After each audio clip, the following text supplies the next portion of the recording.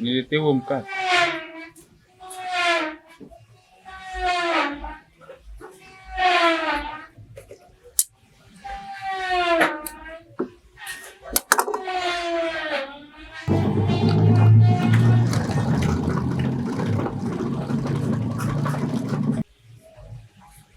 Karibu braz.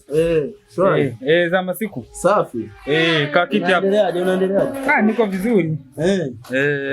Hapo sawa. Okay, za masiku. Safi tu. Rafiki yangu. Naona mambo yako sio mabaya, naona ofisi tayari inaendelea. Kwa kweli. Hivi mke wako mbona simuoni? Naona vijana ndio wanachapa kazi hapa.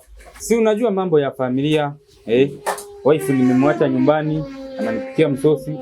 Baadaye aniletee. Ila Fogo, nakushukuru kitu kimoja. Yaani ule ushauri ulionipa pale nakuja kwako pale. Ulinisaidia sana. Ndo niliufanyia kazi. Ndo maana unaona haya maendeleo. Ni kwa sababu ya ushauri wako. Nilijikwepa na vikundi vya vijana. Kwa ndo maana nakushukuru sana sana. Sasa hivi na mke wangu tunapendana. Na mwenyewe nilimfungulia kaduka pale.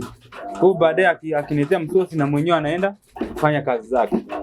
Yaani nakushukuru sana sana yani. Sawa.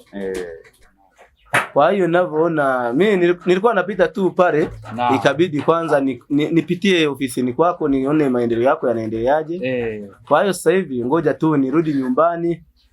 Sawa, nashukuru sana. Sawa rafiki yangu, nakushukuru sana sana. Maana katika dunia mambo urafiki ni kufaana. Kwa nakushukuru sana, najua uwepo wako ni mzuri sana. Asante sana.